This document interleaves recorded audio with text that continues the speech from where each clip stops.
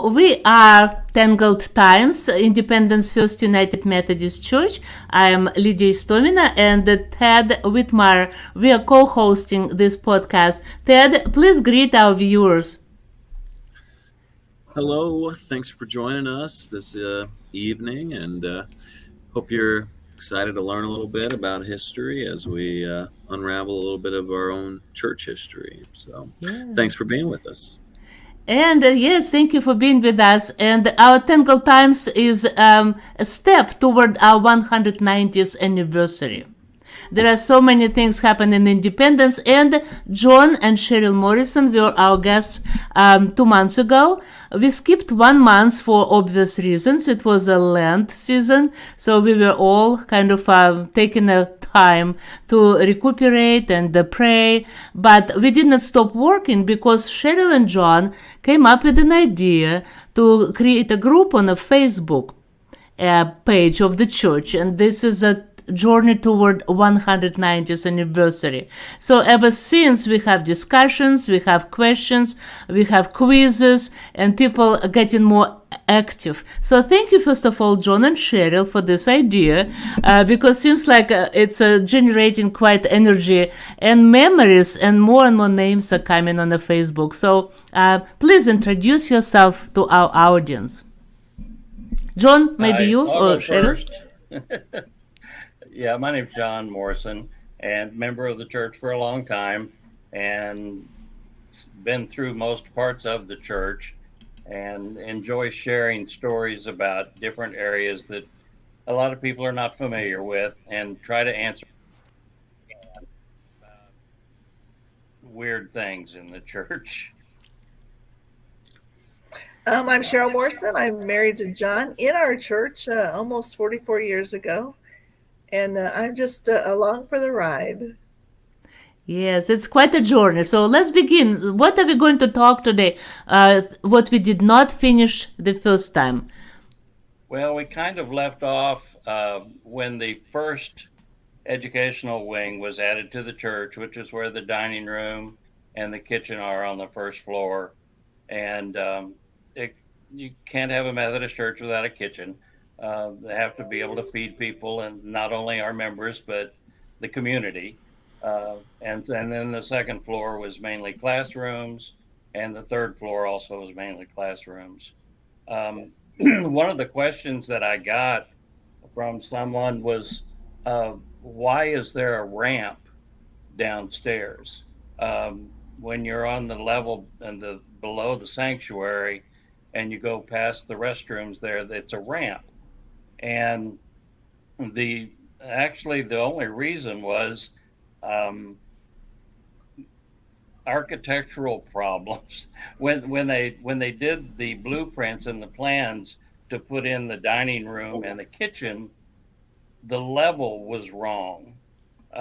They put in the floor and realized that there was about an 8 or 9 inch step that would have been there, and rather than just have the step, they took out that section and made a gradual ramp out of it so that there wouldn't be a step. That before that addition was added, you would walk straight in the basement and come to a doorway where the doorway is now going from the ramp to the dining room. That was an exterior door, and you would step out the door and step down the steps there, walk about 10 feet and go to the parsonage at that time. So when they tore down the parsonage and built that addition, they decided that they would just have a ramp there rather than a step. So I have to answer that question. Another question about that particular area, the dining room area, was for whoever works in the kitchen is probably aware that when you go out the north exit of the kitchen, like you're going to go down to the basement, down to the furnace room, there's a set of stairs. If you turn right there, there's a set of stairs that goes up about 8 or 10 stairs, but they only go up to some shelves. And somebody was asking me why they would have steps going up to just a bunch of shelves. Well, at the time when they added that section, the dining room section, that was an exterior exit from the church. Oh, wow. You would go up those steps, and there was a door there to take you outside, and it was just an exit. But when the education wing was added, they couldn't use that as an exit anymore, so they just bricked it off and closed it off and thought they would just use that platform up there for storage shelves. Interesting. Now I definitely will go to the basement to check it out. I did see that, but I'd never connected. Yeah, it was functional at a time. It went up to the steps to go out of the church.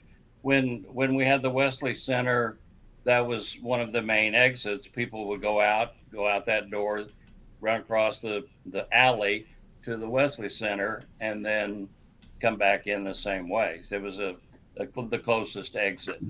So those were two things. There are a couple of others which we'll kind of get to when we get to that area. But did you guys have any other questions or anything about that section, or the ramp or the stairs? Or Can you remind me what the Wesley Center is? Oh, I'll get to that. Okay. It's before. Let me get kind of in order. When the church decided that they needed more educational, more rooms for classrooms, the next door neighbor to the north was a funeral home. And they decided to sell the funeral home to the church. And when we bought it, we decided to use it as additional classroom space. It was So the first floor was Kepley. that. The Kepley Funeral Home. It was a Kepley Funeral Home, yeah. Yeah. And actually, we have members in the church that used to own a funeral home, but not that one. Lost their name. Anyway, yeah, it was a Kepley Funeral Home, and the first floor was a married class. It was the Emeritus class. And the second floor was for the mid-school range kids, 7th, 8th, 9th grade. And then the upstairs, the top floor, was for the senior high MYF group, which was the 10th, 11th, and 12th grade. And that's where classes were held from 1957 until 1975. So classes were held there for a long time. I went to Sunday school there. Cheryl went to Sunday school there. It was used for many things, but it was mainly just an overflow for the church to be able to have other services there and other classrooms there. It was apparently used for the NYF group to play hide and seek in, which I don't remember doing that, but apparently we did. I know I played hide and seek in all the churches I grew up in. So. Yeah, but that was a funeral home, Tad. I don't know what we were thinking. That's kind of a little spooky to me. Well, one of the problems was that the youth, the MYF group, wanted to have a money-making project, and they decided to save newspapers. At the time, I was a Kansas City Star carrier, and I had access to all of the overflow papers that were collected from Eastern Jackson County. And so as a youth group, we would go around and pick up papers, and the only place we could store them was in the basement of the Wesley Center. And many of the girls were not crazy, especially about going down into the basement of a funeral home. So they were able to handle it in daylight, but I don't think there was ever anybody down there at nighttime. But that's where we kept all of our newspapers until we could take them and recycle them. Adds to the mystique. So we like that. Yes. Now you said until the 70s. Is that when it was removed, or? Yes, in 1975, we requested from the city that they vacate the alley because the alley ran right along where the educational wing of the church was at that time, the dining room and kitchen. There was, when you went out that door, up those steps and out that door, there was a sidewalk that ran down towards Spring, and it was used, it was a public sidewalk, but the alley was right there that we had to cross to get to the funeral home. And so the city had to agree to allow us to vacate the alley, so they no longer had use or ownership over it, and they granted it then to the church. And since the church would be able to build the new educational wing, which is the one where the elevator is. And But they so built did you? that- Pardon? Did you have to demolish that funeral home? Yes, Okay. it was torn down, and with the alley vacated, we could attach a perpendicular addition that ran north and south onto the existing structure. And by tearing down, in order to have that space, in order to get out there, the Wesley Center had to be torn down. Mm-hmm. Because if it were in place today, it would be basically in that green grass area that exists outside the church between Spring and the church there. When So you it had to be removed. Yeah, And- when you turned it out, did you find any surprises, any bones? As far as I know, I don't think so. they didn't find anything that wasn't able to be explained. Very fascinating. Okay, Ted, lead us on. Yeah. So I heard you had some like images for us, and that you wanted to share some of the You want to like transformations. diagrams of how things were positioned? Yeah. Well, I can. It's kind of a summary that we can either look at now or towards the end. I've gone through and done some pictures of everything from what it was like when it was just grass and what it looks like today. And if you'd like to see those, we can go through each one and explain that. I did have a question about the remodeling of the sanctuary, but we can whichever way you want to go. Why don't you start with the very beginning one? What's that? Do the Yeah, start with the very s- beginning diagram, and we can see the screen progression. number 7. Oh, okay. Number 7, Ted. All right, let's Very- pull this up. So we got some images here. This is the old church, right? That's the old brick church. Yeah. The first church, but let's see what it looked like. Oh, this Okay. is 9. Nope, not quite. This is the first Whoops. one. All right. Okay, that's the very first one, and that was in 1827. The City of Independence was first incorporated in 1827, and that's when they went through and marked off and blocked off different parts of the city so that they could be sold to individuals. And the church bought the two lots number 34 and 35, which is in the lower right-hand corner there.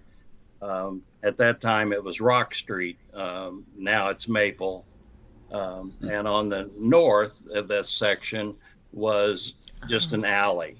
And it was an alley that existed between Old Town and New Town. Old Town was everything south of that alley, and New Town was everything north of that alley. And then two existing streets, Spring and Pleasant, on each side, east and west of us. And this is this is what it looked like before any construction was done anywhere in the section. Basically covered by trees and grass. So the church is in the old town part, Yes. correct? Okay. Yes, I did not know that. everything, like I said, everything south of what is today Truman Road is considered Old Town. Okay. We go to the next one, Ted? Yeah, that's really interesting. I hadn't heard about Old Town, New Town. So as we're expanding past Truman, we get into the new establishment. I mean, at this time in 1827, it was already empty. So was it really Old Town at that point? It was still growing, but The town existed without borders, without name, and without any.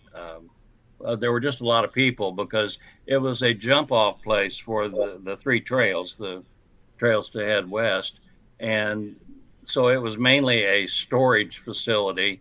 At that time, they would fill people's wagons up so they could head west, and as they managed to get together, in 1827, the people in Independence who were wanting to form a church were just meeting in homes and businesses, and in about 1835 was when they were first recognized by the Missouri State Methodist Church, and they were given a charter to be a Methodist church and were assigned with their first minister.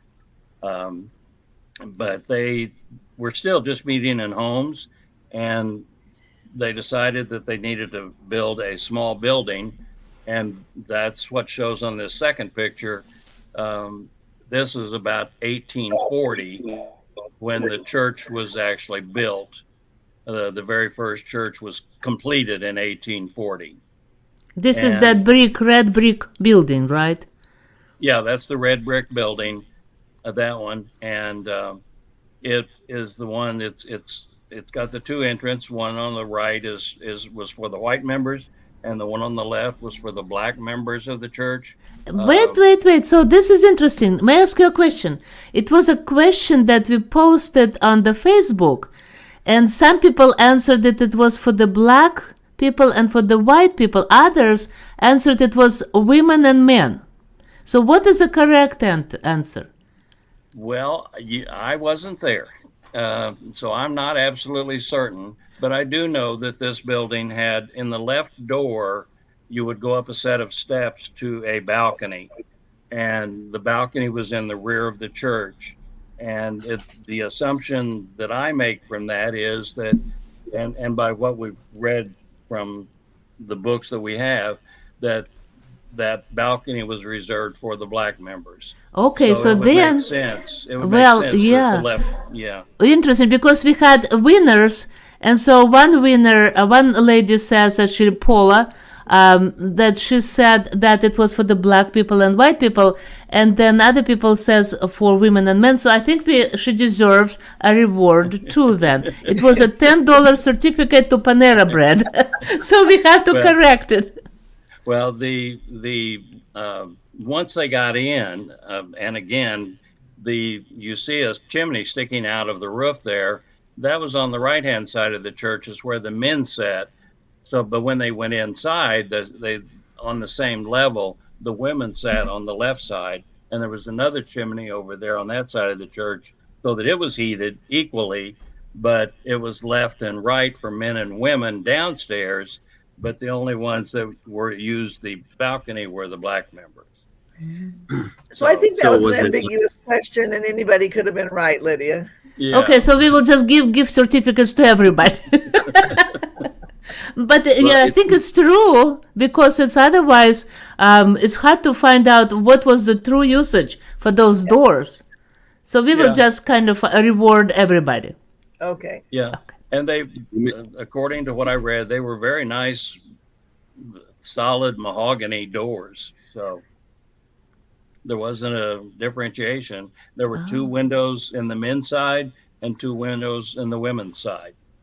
And there was another small door in the back of the church, or on the north side, that was used just mainly for the preacher to come in and go out. But it was also another exit. Something you said just makes me think, just culturally, it's weird. Why were the women and men sitting on opposite sides? Did they not sit with their family and their husbands and wives, or what? It's just that period of time. Um, Yeah. they didn't believe that there should be any intermingling of men and women in a church. Mm-hmm. The church was reserved for church services, and it was not at that time considered proper for men and women to sit together. Yeah, that's what I've read too. Thank you, John. And I think many people did not know about it, so thank you so much for explaining. And if you could add more to that, that will help. Another little sidelight, which really has nothing to do with this, but my family came from Virginia, and they had a small church like this, and the Morrison family had a pew that was the right next to the furnace. And the only ones that got to have the pew that was right next to the furnace were the ones who were the biggest supporters of the church. So I don't know if that existed in this church. I haven't been able to find that out, but it would make sense that the more influential people would get the preferred location, sitting See, close to having the furnace. the pew that you sit in every Sunday, the same pew, has been a long tradition in the Methodist Church. It is very true. Yeah, it is my pew. In fact, that church still exists in Virginia, and they have a plaque on the end of our pew that was the Morrison family pew. What city is it in? It's it's just south of oh gosh, Richmond? yeah, just south of Richmond, but it's not really in a major city. It's New Monmouth is the name of the church. You can look it up. It's New Monmouth Presbyterian Church, and they had an old church there. The original one was just the Monmouth Church, and it burned down, and so they built another one on the same location, and it was called the New Monmouth Church, and that's where my family came from. I've got a list back in the 1700s. There were a lot of Morrison family members there. Yeah, it's quite a famous name. Yeah. Yeah. Okay, so let's continue now. What is a quick question before we continue? When you say Old Town and New Town, was it just geographic difference, or it was also cultural? For example, in some places, when the city starts growing, it becomes like a poor and rich, or it becomes maybe black and white or mixed community. So what was there? The designation between Old and New Town was mainly based on the divisions and the sections and the numbering of them. Everything south from Truman Road down to about 5 blocks, I can't remember exactly which street it was all considered Old Town. And from Pleasant, which was the end, all the way back on the other side of Maine, about 3 blocks. And those are the first ones that when the planners sat down and divided the city into these sections, that all they did originally was the Old Town. And then because that's the only section where they were subdividing. And when people then decided to start expanding and moving north of the alley into what they then called Newtown, they called it Newtown because it was a newer development area. New houses, okay. New houses and new geographic. buildings. And only geographic, okay. Location, okay. Interesting. Okay. So at this point in time, they're in Old Town. There's still very few buildings. I mean, I don't know what the population was back in the 1830s, 1840s, but pretty sparse still. But it was building up because of the Oregon Trail and stuff, people coming through. Yeah, right. Like I said, the city received its formal documentation of being a city in 1827, and so that's why I put that date on that particular one, because in 1827 is when they first started dividing the sections and numbering them for purchase. The section that they bought there cost $150. Okay. Unbelievable. So cheap. Yeah. It's hard to convert it into the present value. Okay. Yeah. So, but that's the first initial building was in section 34. Correct. And That's now on the it takes how many? On the next slide, Ted. Well, Oh yeah, sure. they bought section 34 and 35, and There. they put that red brick church, which is on that screen, in that location on the site on the place. And then that was the only building they had. Also, they built a fence around the church. I don't know why, but they did. So the church had a fence all the way around it, and it may have been something having to do with the Civil War coming up, approaching. That this was built in 1840, and it was a South church. It was the Methodist Church South, so that may have had something to do with it. But anyway, they built a fence around the church, that original church. So when they originally built it, it was called Methodist Church South in 1840. No, it was just called Methodist Church at first. It was decided to call it. It was in 1848, I believe, that they met and decided. The Methodist Church decided that at least in Missouri they would have North and South churches, and that's when it was given the additional name of the Methodist Church South. And that was before it was be called Methodist Episcopal or United Methodist. Those all came later also. And that's what I asked you about the North and South church town, because it could point at that segregation, but it wasn't. Only later the church became the Church of the South, Methodist Church South. That's correct. Once the Methodist Church in the state of Missouri decided that they needed a designation between churches to either be North and South, that's when it was assigned to the South. The membership in the church decided which they wanted. So this church decided they wanted to be South affiliated, so it became the South. The Watson Memorial Church, 10 blocks west of us, decided they wanted to be North. Okay. I'll share that I just did some calculation, and that $150 we got for that plot of land is $6,700 nowadays. Still a pretty good deal, I'd say. It's still a pretty good deal. True. Okay, and the next slide is when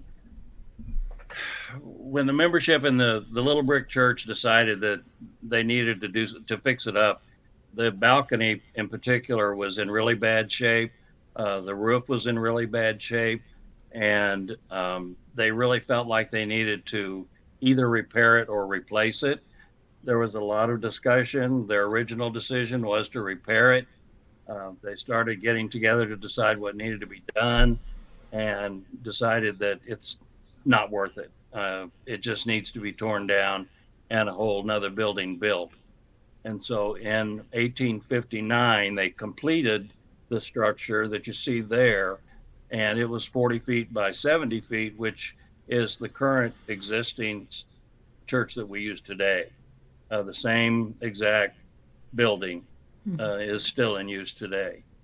And when they built the church, and they built the parsonage between the church and the alley because it was on our property, and that parsonage was used then by the preacher when the church was in use, except during the Civil War. So is that the second image here? Is this that church in 1859, or is this the building they built in 1859? Yeah, 1859 is that building you see there. And at the time, it was one of the finest churches west of the Mississippi. It had beautiful mahogany benches, pews. That beautiful it's a nice steeple they got there. Yeah. They had a bell. There was a bell at that time. There was still a bell in the bell tower, and the way that it was controlled was in the narthex in the back of the church. There was a closet in the center where the actual door is now that we enter the church. from the south, those double doors, that used to be a closet, and that's where they kept the candelabra, stuff. That's where they just. And one of the things was there was a rope that hung down in that closet, and that's how they rung the bell, was from the rope hanging down in that closet. And if you look real carefully on that picture, you see the three windows on the south side, the three stained glass windows on the south side, which are still visible. If you go to the narthex, you'll see the three stained glass windows. What's a little bit more difficult to see there, but also a little strange, is there is a fourth stained glass window in the middle, above the one that's there that you can see better. Yeah. But that stained glass window is no longer there. During a storm, that window was blown in, and it landed inside in the bell tower, and they really couldn't replace it at the time or fix it, so they just bricked over it, and you can't even tell from the outside now that there used to be a window there. But if you want to see it, it's in the bell tower. The actual stained glass window is up in the bell tower, because it was too big to take out through the little manhole that they had to access the bell tower. So how well it is preserved? It looks like it's 100 years old, but it's in pieces. So, but anyway, it's still up there, but it was broken when it came out. So but that is the actual building that we still use today. So the steeple changed, am I right? It looks different. Yeah, that steeple was blown off. There weren't a lot of records kept for a while. At one time, the steeple was there, and the next picture we see it's gone. So as far as we know, it happened by natural happenings, just wind, tornado, I don't know, high winds, something blew it off there, and that's when they changed it and just capped it off and left it without a steeple until very recently, when church members paid for a new one. We were without a steeple for a long time.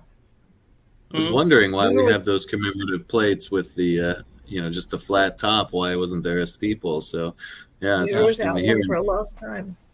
That's one of those threads we lose. Yeah. Yeah. The Presbyterian Church has a beautiful steeple. The Baptist Church has a beautiful steeple. St. Mary's has a beautiful steeple. But the Methodist Church didn't have a steeple for about 75 years. It was a long time that they went without a steeple. And of course, steeples are symbolically pointing towards God, right? So that's why we have them, I guess, right? Yeah. And I suggested when we fixed that steeple, just like the past couple years ago, we fixed the steeple. We needed to upgrade it, put some LED lights up there or something, call some attention. But no, we got the regular steeple. It works well. Yeah. It's pointing to God. That's right. From a personal viewpoint, I've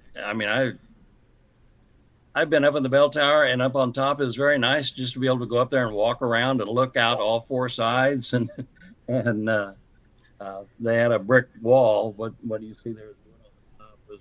Became brick, and they bricked it up higher and it had openings in it so you could see out.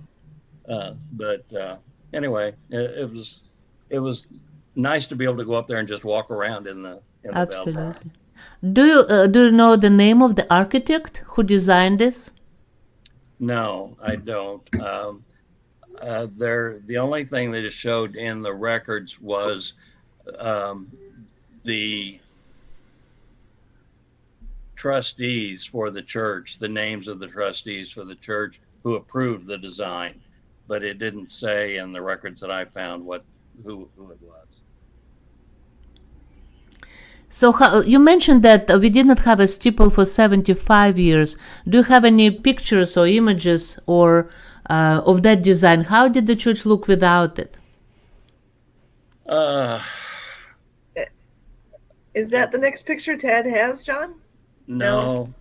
Outside. Yeah. No. I think so. No. Here it is. There it is.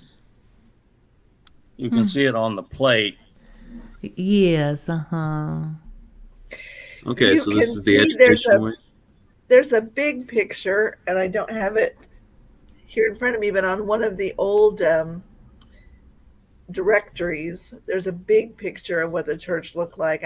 We probably have some in the library. Okay. It just, yeah, church Yeah.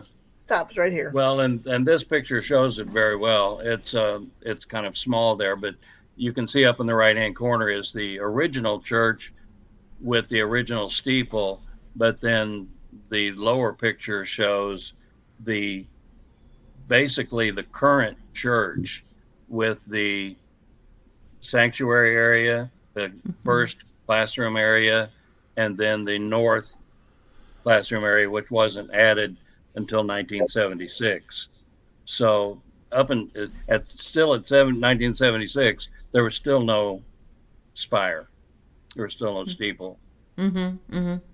Yeah. So I've got the plate. This is that plate that If I you have a remember, they picture of sold there. those as a fundraiser. My mother had one for years. I think they sold those as a fundraiser. They did. It was one of the whenever something came up that the church needed money for, in addition to regular offering, they would have some kind of something to sell, and to the church members would buy them, and then the money would go to whatever current project it was. The plates were used to help pay for that North Educational Wing, and there were John, you're yearly cutting out. plates. So there were yearly plates, and so each year a lot of people would buy the new one. I think my mother had probably at least 10 of these decorative plates. This is the only one I was able to hold on to, but brothers and sisters and so forth have the others. But that does show right there what the steeple looked like. I mean, what the bell tower looked like without a steeple in it. And for Sheryl and I, that's what we grew up with. Having a steeple is kind of a new thing for us. It is. This was added in 2006. Tad, if you go back one to that piece of wood that you had on there, that was another fundraiser. That was done during the remodeling of the sanctuary. When the members of the church decided that they needed to remodel the sanctuary because they were having problems with the roof and with the ceiling and with the light fixtures that were in the church. That other interior picture, the black and white picture of the interior, kind of shows you what it looked like before the remodel.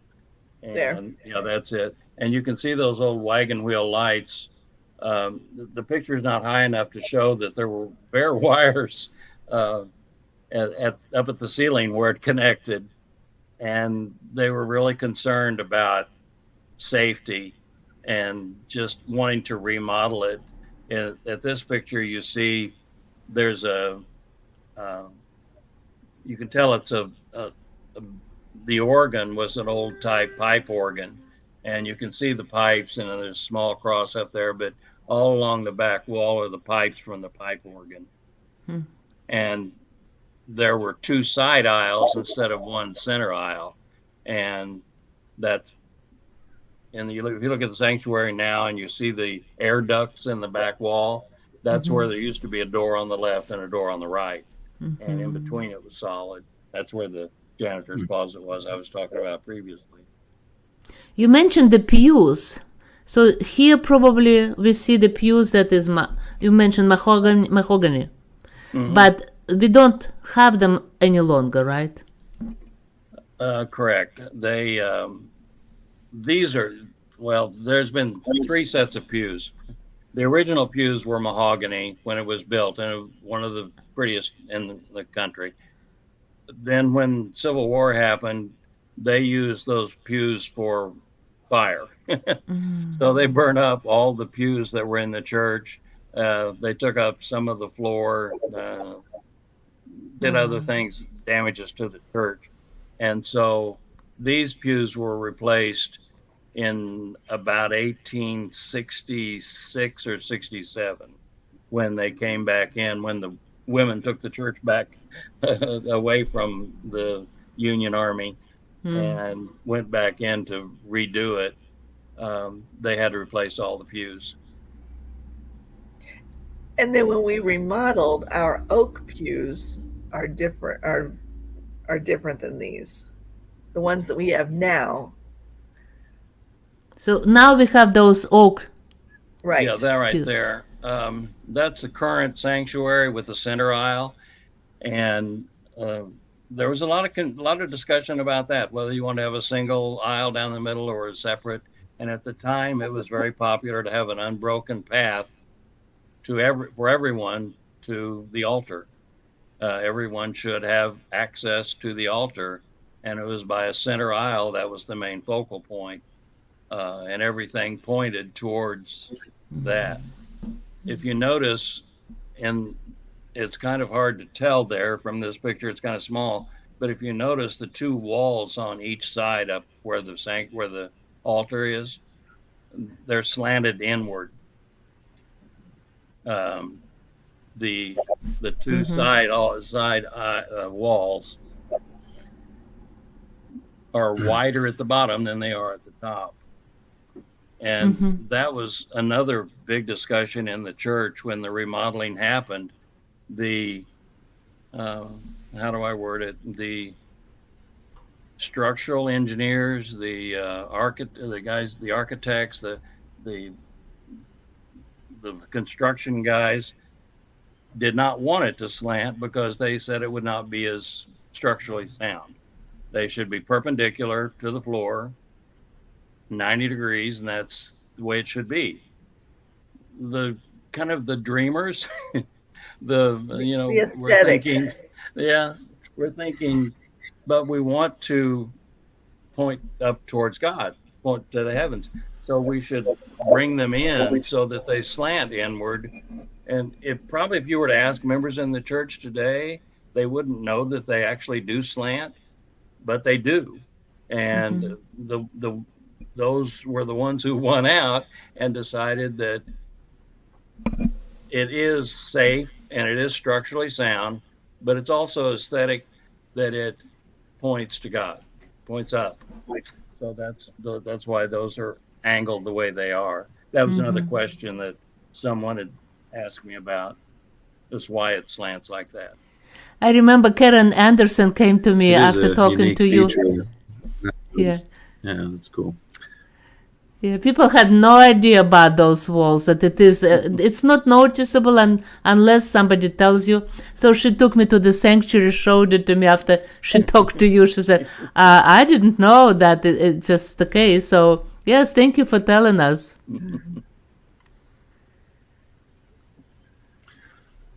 So this picture here, this is from 1959 to before the 1959. So this is up to what it looked like in 1960. Right. This is 1960. Yeah. During the time when they started tearing everything out, they started in 59, and they tore out everything. Took out all the old pews, took out the ceiling where those lights were hanging. They took out the roof. They took the roof off. Basically, there was nothing there but a floor and the walls with the stained glass windows. Everything else was pretty much removed, and that's where we got those plaques from, the wooden plaques. They cut up the ceiling beams, and some of 4 of the members of the church got together and looked at that big, huge blank wall on the south end of the church and thought that there should be something there. And that's when they decided to hire an artist to sculpt the statue of Jesus and have it mounted on that wall. And what they were hoping for was to have it made from the wood that had been used in the old sanctuary. And they really tried. They took the pulpit out, and some of the pews join the wood together to make huge blocks of wood. But the sculptor said that he just couldn't use that. So he purchased other wood, another block of wood that he could use to make the sculpture. And that's how he managed to do that, and then have it fastened to the wall. It was the church was remodeled starting in 59, finished in 1960, and the statue was added in 64. And I can't tell you how many ministers I have heard say from the pulpit, when you look up at the back of most churches, you see a clock, because they don't want you preaching too long. But how nice it was to look up in the back of our church and see that statue of Jesus. I think it's even much stricter, because you won't joke with Jesus, like, oh, I need to finish. It's better. It works, I will tell you. Well, he's like, no. And during that remodeling, when the church was damaged before, that little old red brick building was torn down, we met with the Baptist and the Christians and the Presbyterians. When the remodeling was being done in 1959 and this remodel was taking place, guess what church we went to? We went to the Granada Theater across the street. That's right. And we met and we had church services in the Granada Theater. John, was Barbara married in the Granada Theater? No, she was supposed to be married in 1959 in November, but everything was torn out. And so she got married at the church down on 23rd Street. So they did weddings, though, in the Granada Theater, because that was what we had. Yeah, that was it. Tell me about the Granada Theater. Like, what is that? If it's diagonally across the street, the gas station is straight across the street to the south, and across the street from that gas station to the east towards town was a Granada movie theater, and right on the very corner was a little snack bar where they sold popcorn and candy and all that kind of stuff. It wasn't part of the theater, just connected to it, but it was one of the major theaters in Independence at the time. The Granada and the Englewood were the two main ones, but that's where I went to see Roy Rogers and Lone Ranger and all those good movies. So this is a present movie theater, or is it not? It's not there any longer. The Englewood Theater is still existing, but not used as a theater. Okay. I just realized, thinking about Back to Jesus, that it will be this year 60 years since this figure, the statue, was installed. So it's something else to celebrate. Wow. Yeah, that's true.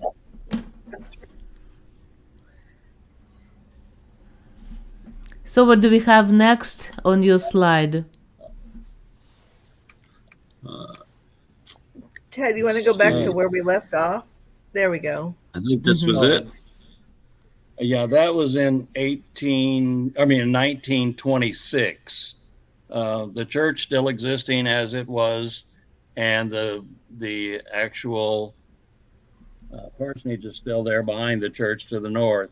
But the reason I put that on is because that's the year that the City of Independence built the memorial building, just our neighbor to the west. And they built right up next to the alley, and it's the same existing structure that they have there now. That's when it was built, was in 1926, and was originally meant to be a memorial to World War I soldiers, but it's become a memorial to all soldiers. I guess I'm not old enough. I've lived here all my life and didn't know Truman used to be called Van Horn Road. Yeah, during this period of time, it was called Van Horn Road. It's gotten several names. It's been Truman for a long time, at least. Yeah, probably longer than that. So from I'd Alley, say- it became Van Horn and then Truman. Right. There could be others. I think people referred to it a lot of different ways. It was one of the major roads between Independence and Kansas City. And so for a while it became, I think it was even called Lexington Road. But I think my mother used to call it 13th Street. Is that right, John? 15th Street. 15th Street? 15th Street, huh? Yeah, okay, Yeah. whatever. But it's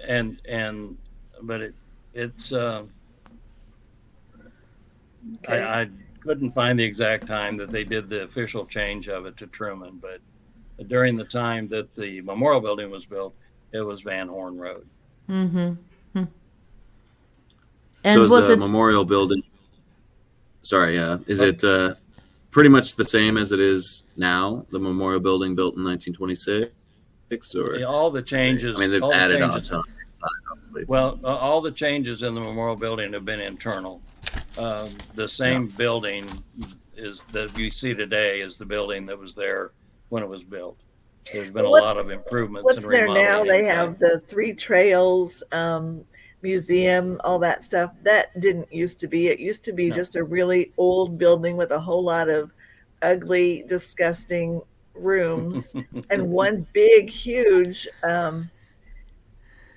basketball court. basketball court stage area, which we have used as a church for a lot of things. In 1985, when we celebrated the church's 150th year celebration, we put on a play in the memorial building on that stage, and we had a dinner and a show, a play, and the play was about our church and what happened during the Civil War. I can't remember who I was. I was some old preacher, I think. I don't know. But in fact, I still have the script, and I still have the list of all the names of the people Oh, who geez. appeared in that play. What is I that hope, about again? yeah, oh my, that's very interesting. I hope you were not that preacher who ran away during the Civil War. Or was I hiding don't in remember. somewhere. Yeah. Well, it was. We talked about that because I can remember whoever played the preacher at that time, Leftwich. It was mainly about him, and we got the basic facts from the play from Leftwich's book, and he talks about how he had to escape from Independence and go to his other church, which was in Lexington, to escape the Union soldiers. So you And mentioned that he had a book. Yeah, he did. I have it. But also in 1985, when we did the sesquicentennial, we buried a time capsule. Do you know where that is, Lydia?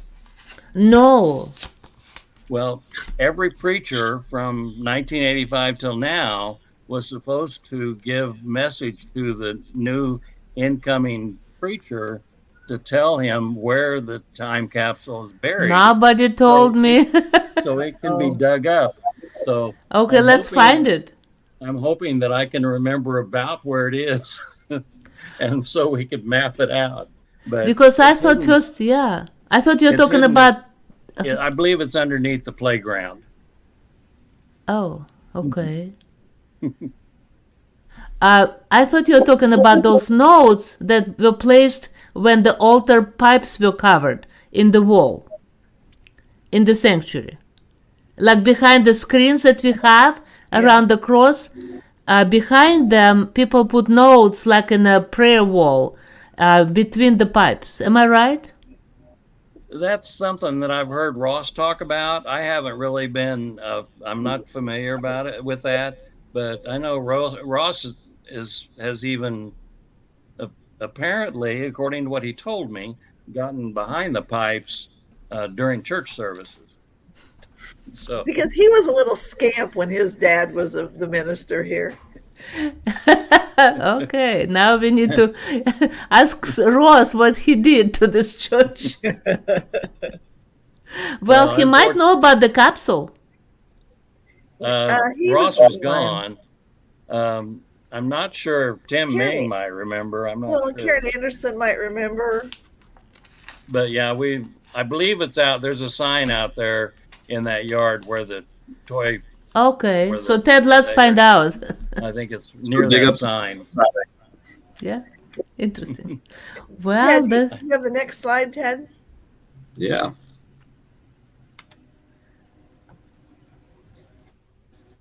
Okay, John.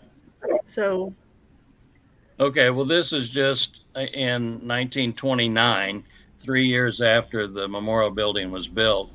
The church built the educational wing perpendicular to the sanctuary and running east and west there, right to the north of our property line, which was the alley. And we've talked about this a lot. That's where the kitchen, the dining room, all the classrooms on the second floor and on the third floor, and the attic above it. So there's actually 4 levels to the education wing. And it was put in 1929. I didn't realize it is perpendicular. It looks like it's long, but now I can see on the diagram. Well, and once we add the north educational wing, it looks a little bit more like a cross. go to the Yes. next one, Ted. You'll see that. But- I That's think. for sure, right? Yeah. But at the Oh, maybe time, not. there really wasn't any choice, because with the alley there, we couldn't build out any further. And the biggest way they could put it in was to make it run east and west and take it right up to the alley. And the Wesley Center is there in, does that say 1954? 7. 57. I thought it was 57, but that looked like a 4. That's when it was purchased from the Kepley Funeral Company. And that's when we first started using it. It was in 57, and used it up until it was torn down in 1975. So this is presently a parking lot, right? The only parking that was available was behind the funeral home or the Wesley Center. Other than that, people just parked on the street. There was room for 3 or 4 cars on the side of the alley, on the south side of the alley. But that was all. And then just parked in the street. So there wasn't much space. The house that right on up there on Van Horn Road, which is now Truman Road, was Bill Vardaman's house, and he was an old-time member, and he donated his house to the church, that when he died, we would take ownership of it. And the other 2 houses that are down there on Pleasant were church members. The one closest to the alley was church members. The one on the corner had been a church member, but they started attending the Baptist church across the street right there. So they were no longer members. And when, let's see, the next side, I think, will show. There we go. Yeah, okay. In 1966, the church bought out those 2 houses, all those 2 lots, and I have the amount, but I can't remember. And they bought that out. So then they owned almost all of the block. They were able to use that for additional parking lot. That whole section, those 2 sections together, were made into a parking lot. And the only structure that was still standing was the funeral home and Bill Vardaman's home. And later, a clinic would be built on that corner right next to where the Wesley Center was. Keep going, Ted. When the church purchased those 2 in There. 66, there's the clinic on the corner, and Bill Vardaman's house, as I wrote it in there, Bill Vardaman. Okay. He actually deeded it to us in 1984 and said, however long he lasts, he wants to be able to stay there. But when he's gone, we can have it. And that's what happened. He died in 1986. And that's when they took possession of the house and also bought it was a Dr. Whetstone was his name. And he had a clinic there on the corner. The Whetstone family had owned the property for a long time. And eventually he built the clinic there. And So it there's was- the latest addition right there, that North Mhm. Education Wing. That's Yeah. what we that was built in when we bought the funeral home and used it for classes for a long time, tore down the Wesley Center to build the current North Educational Wing. And it was built in 1976. Mm-hmm. And the congregation was getting older, and they really felt the need to have a elevator, but it has a dual purpose. I don't know if you are aware. Someone asked about the elevator, but it's also the appropriate size for a casket. There is such a problem having funerals in the church, getting the casket up and down the steps. So when they added that addition there, they had the elevator put in, but it had to meet specifications so that a casket would fit in that area, and you could roll it right in, have the funeral, roll it right out without having to worry about steps. Mm-hmm. That's a best decision I think you made back then. So the date then the elevator was built was what year? 1976 was 1976. Okay. that's when that North Addition, that was the last addition to the church. So same year when the educational wing was built with the elevator, correct? Together. Yeah, the elevator and education wing was Together. all. I see. Not the later edition. Okay. That was smart. And we have a 50-year-old elevator. Is that right? Almost. Still I running. thought- We get it stuck a few Well, times, but but it's our elevator has had terrific upkeep because we've had Steve Wolf most of that time. that's right. Yeah. Yeah. And he's kept it running. Yes, yes, it does. That's a good idea. And so then in 1988, we bought that home from Dr. Whetstone, his clinic from Dr. Whetstone, and actually at the time made it into a agape room, which was a place for people we were our own Salvation Army. People could donate clothes, and we would give them away from This the was- agape room. This was Anita Wolf and my brainchild, and we did it for a long time. We had folks come in who needed clothes and things, and we stored them in there, and we'd open it up once or twice a week and hope that people would come and get stuff. So that was Anita's idea? Is it what you say? She will not say that. She will say it was mine. I will say it was hers. I don't know. Okay, so both of you we will assign. But you took it down. What a good idea. Yeah.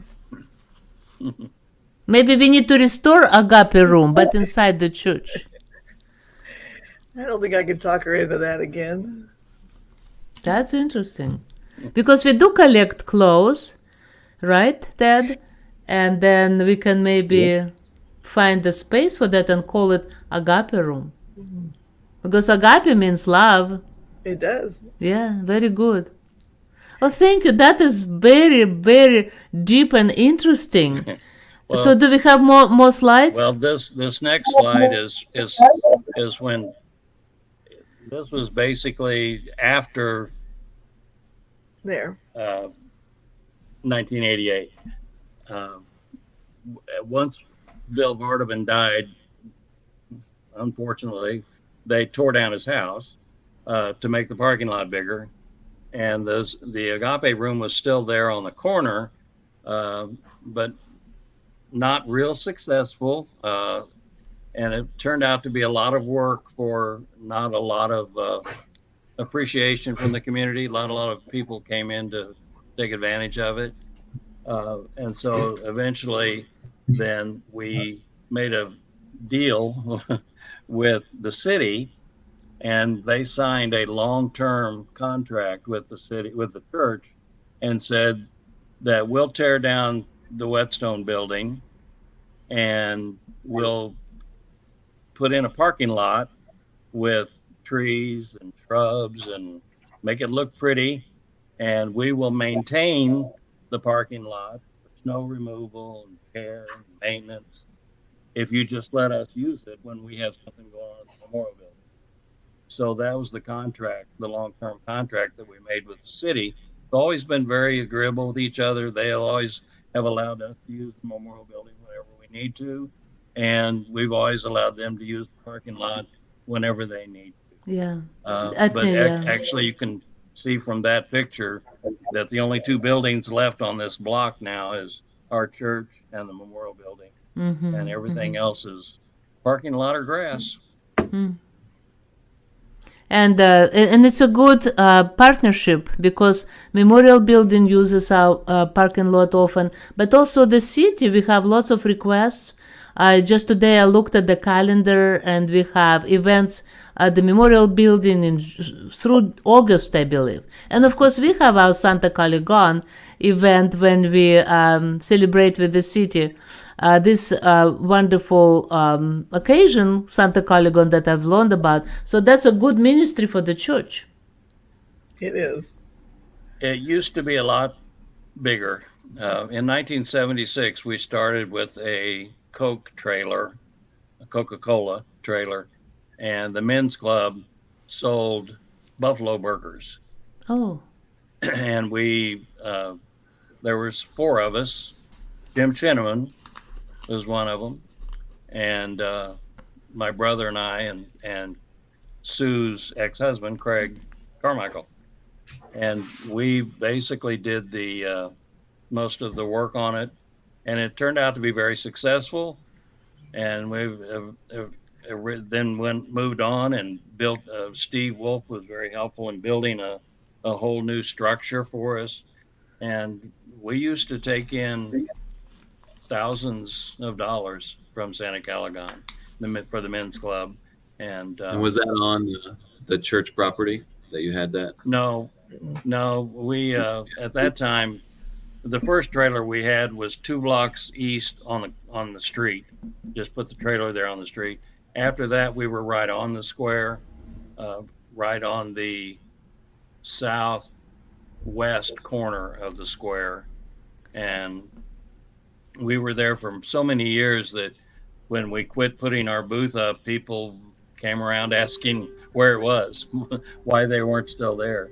But we were there for 30 years probably. Maybe we need to restart. Because we're only a block away. Actually. Yeah. We need to start something because we're really close. We could do it right on your property, but and I know the booths cost more and more. We go into Buffalo burgers weren't real popular. We ended up going with roast beef, and we had roast beef and baked beans and chips, ham, drinks, and ham. At the booth. And I guess the booth always on Sunday morning. Go ahead. Always on Sunday morning during Santa Caligon, we would feed the church. So whatever foods we were preparing in the kitchen, some of it would go up to the booth to be willing to be sold up there, and the rest of it we used in the dining room to feed the church members. What I was saying is the booth that Steve built after we stopped using Coke trailers, he made to look maybe not exactly like our church, but really similar to it. It was really a cool thing. The windows that you go up to order from were pointed at the top, like our stained glass windows. So it was in the shape of our stained glass windows. And who did you say built it? Steve Wolf. Steve did that. Okay, now we need to say Steve built another one. Ooh, Steve, I'm sorry. If you're watching this, I'm so sorry I said that. But he's a very talented artist, so I understand. But all we need, I think, 2 things is men's club bag, a trailer, and actually 3 things. And ask Steve to make that top again, looking like a church. That is fascinating. Don't you think, Ted, that that's a future? Could be. We could do a lot more with Santa Caligon if we want, for sure. I think so. You're wow. probably right about that. Yeah. Another little tidbit that you might be interested in our history. There used to be a black church, Methodist church in Independence by the name of White Oak Methodist Church. and they ended up with like 5 or 6 members, and they couldn't handle the church anymore. So those members all came to our church and joined our church and deeded the building to us in 1982 is when that happened, and the church took over ownership of the White Oak Methodist Church building, and the members all came here. And who are the Where was names? that What do you church? have? Yeah. The names of the members? Who came from that church? Oh my gosh, that was so long ago. My head. But maybe next time you can share about that too. We can look that up. But we ended up, I think, with like maybe 4 was all that was left. I would say John says all the members come here. That all is very deceiving. There were like 4 or 6. Yes, of course, Yeah, right. there wasn't much left. They really hated to shut down the church, Yeah. and they wanted to keep it open, and they were hoping that some of our members would come up there and meet with them and keep it going, but it just wasn't to be done. And the only other thing they could do was to come join us and give us the ownership to the building. So Dad, is that the last slide?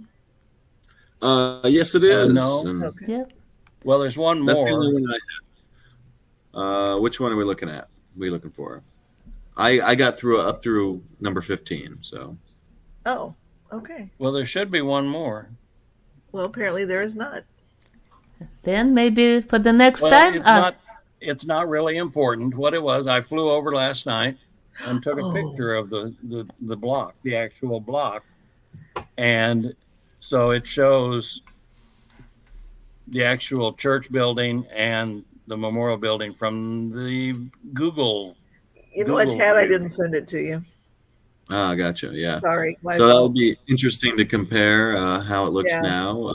Yeah. Well, I just thought it would look a little bit nicer too, but just see what it looks like today. So Okay. that was the only other one.